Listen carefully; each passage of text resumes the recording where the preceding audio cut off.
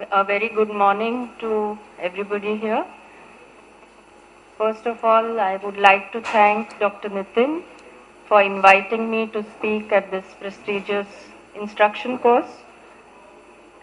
Well, advanced surface ablations have various nomenclatures. It's basically an alphabet game, as you can see. Going back to history, the first PRK was performed in 1987 by Professor Theo Seiler, the first LASIK in 1996 by Dimitri, the first EPI-LASIK in 1999 by Palikaris, and the PRK got FDA approval in 1995. The conventional PRK is basically removal of the epithelium by either a hockey stick or an Amoyles brush with no use of alcohol, excimer laser ablation, and the use of a bandage contact lens to allow the epithelium to heal. But there were disadvantages wherein the predictability was only up to about 5 to 6 diopters. There was immense postoperative pain because of the epithelial injury, corneal haze, regression of the effect, and delayed visual rehabilitation, again because of the epithelium being off.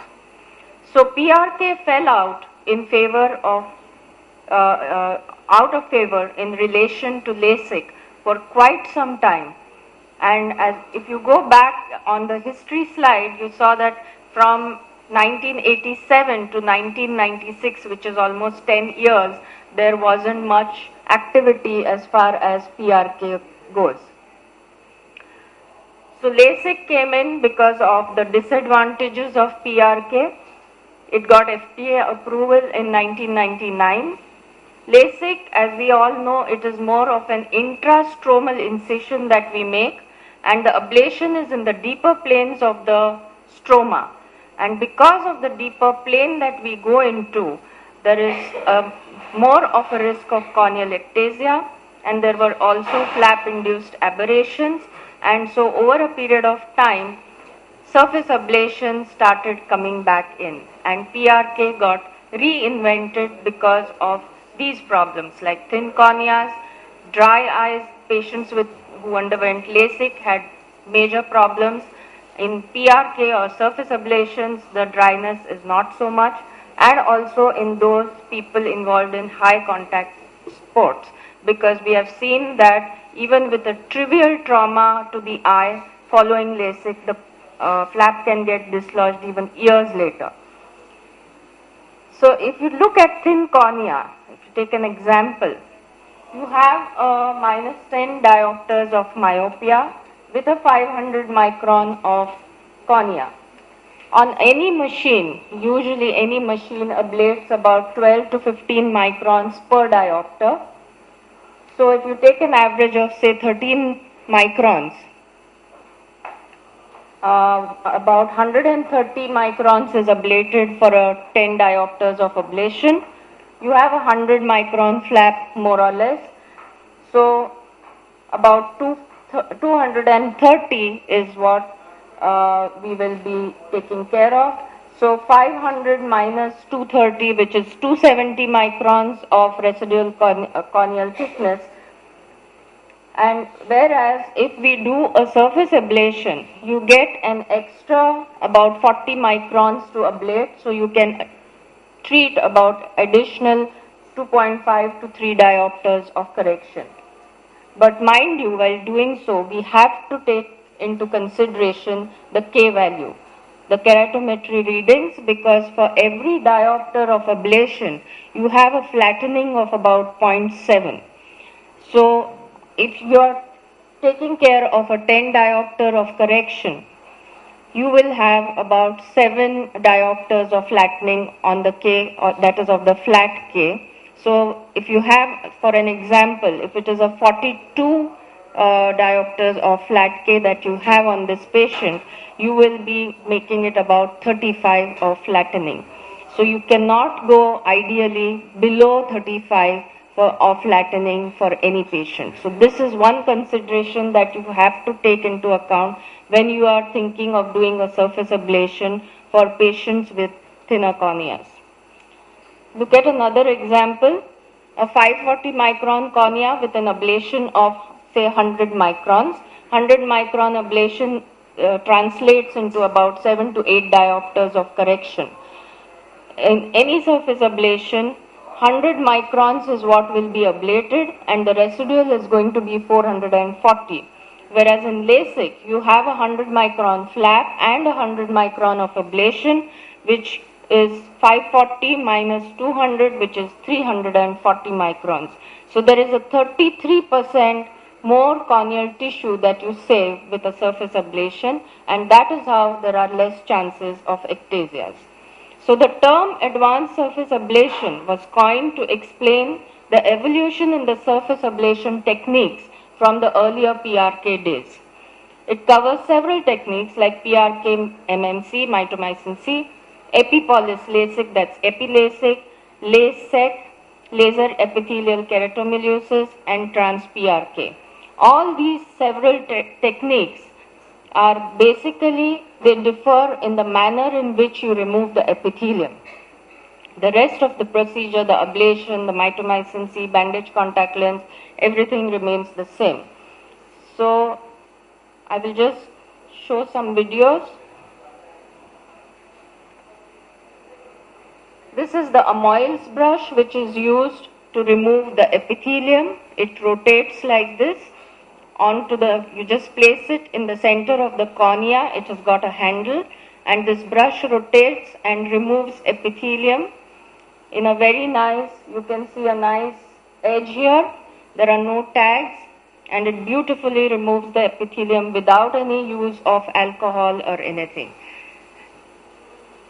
Then you do the ablation, you dry the surface. If you find that there is a little bit on one side you don't have enough epithelium removed, you can just tilt the brush a little and make the edges very smooth. So the Amoyles brush has a handle like this. With the brush here, you have a hyperopic and a myopic brush. Basically, it is a difference in the size of the brush that you have, hyperopic being about 8 millimeters and myopic being about 9 millimeters. Now EpiLASIK, it is somewhat like an in-between surface and a LASIK. Here you use an epikeratome. There is no use of alcohol. And as you can see here, the blade moves forward and backward like any other LASIK flap that you are doing. Only thing is here you are just removing the epithelium. So it is a epikeratome that is used, and as you can see here, it is a very slow process. The blade moves forward very slowly and comes back slowly. The disadvantage of this is that you are having the suction onto the eye for that long. And EpiLASIK nowadays, not many people I think are doing because of this issue, and plus you need to have the separate epikeratome ring and basically another epikeratome.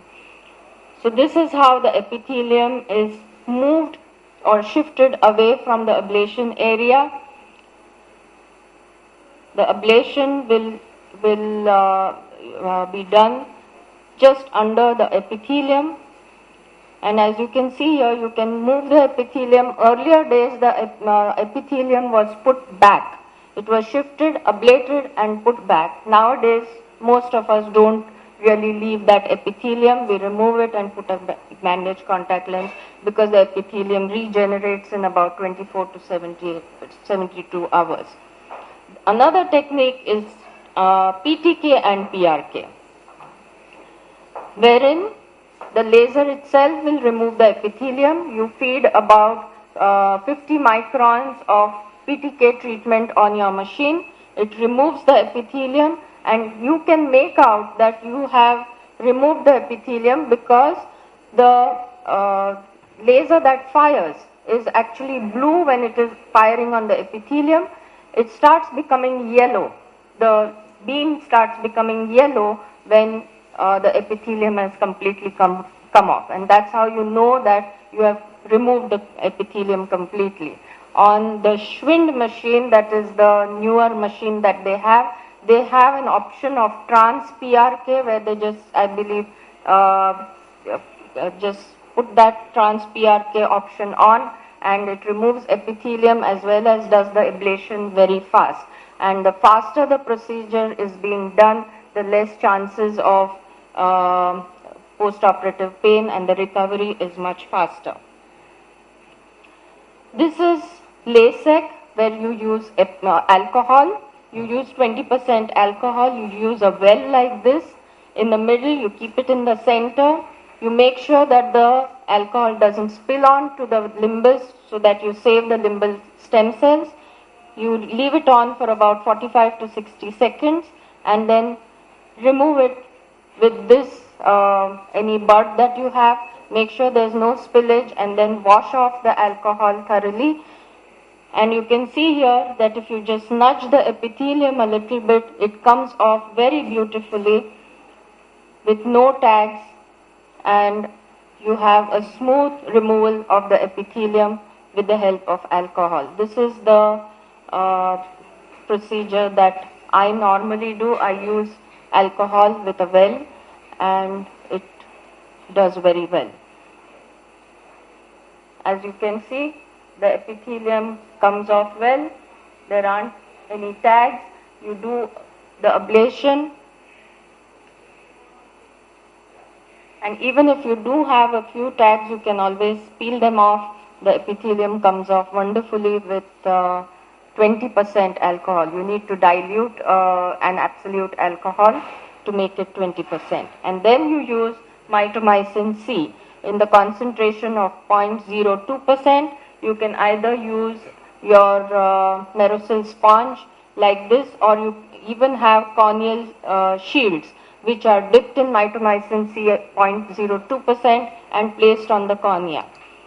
Now, normally what is suggested and what I do is I use mitomycin C for 10 seconds per diopter of ablation that is done.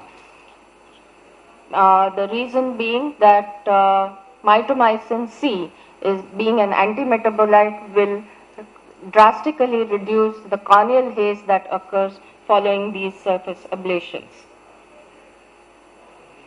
Now, corneal haze, if you look at, why does it occur? It's an initial apoptosis, that is programmed cell death of the keratocytes.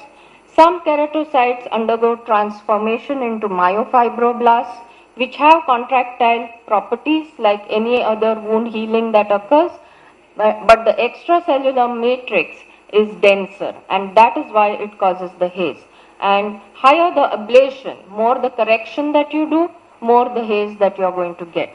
And mitomycin C has come to our rescue, wherein by using 0.02%, it helps prevention of proliferation of these keratocytes, and it has been seen that there is no significant effect on epithelial wound healing if it is not used for more than 2 minutes. And there is no significant effect on the endothelium either, provided it is not used for more than 2 minutes.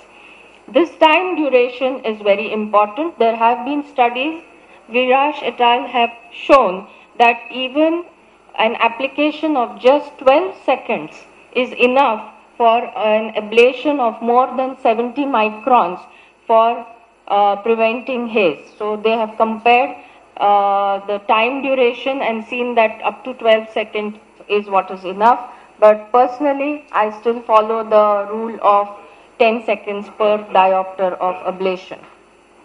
So advanced surface ablations, these techniques offer several advantages over the conventional PRK, that is an increased quality of vision, reduced post-op pain, and it minimizes the corneal haze. So indications for ASAs have increased many-fold, in the sense that, of course, thin corneas, high contact sports, dry eyes. If you have a retinal detachment in one eye, you would not like to use your microkeratome. In patients with glaucoma, because of the fear of compromising on the optic nerve head, in extremely anxious patients, because when you are counseling the patients, you realize that these patients are not going to, some patients are not going to allow you to put the microkeratome and increase suction, and these patients you can think of surface ablations. Post-RK enhancements, especially because if you use the microkeratome and increase suction and the cuts are a little deep, they can give way. Post-LASIK, in certain situations, even if some conditions you have some flap complications like incomplete flaps or something, you have abandoned the procedure, you can wait for some time, and then instead of making another flap, you can think of surface ablations. Too steep or too flat corneas. Too flat in the sense less than about 42 to 41 diopters. The microkeratomes, you can have complications like free caps or incomplete flaps or whatever, so, or buttonholing also can occur, or even too flat corneas or too steep corneas. It can be done as a primary procedure itself and in also some conditions like basement membrane dystrophy. Another good indication for advanced surface ablation is with corneal cross-linking. Now, as we all know, corneal cross-linking halts the progression of keratoconus, but the irregular astigmatism still persists. And as far as the patient goes, there is no visual improvement from the patient's point of view. But topography-guided PRK, it smoothens the corneal surface. You just ablate about 40 to 50 microns. It is not done to correct the refractive error, but it is a therapeutic ablation to just make the cornea smooth. And it has been seen that even after you have done the cross-linking and you want to put a RGP lens for this patient for visual improvement, it stays better because the corneal surface has been smoothened better. There are various studies that have been done, PRK versus LASIK. If you can just wind up because we're running short.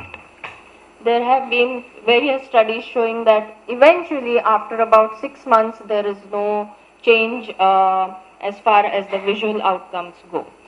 We had done a study, Nitin and I had also done a study, and we had found the same results. So to summarize, ASAs have evolved, they are safe, they compare well with LASIK. Limitations like regressions, post-op pain have been addressed, but longer visual recovery is a constraint. But if you counsel the patients well and tell them what they are supposed to expect, it is a wonderful procedure, and all of us today have accepted it quite well.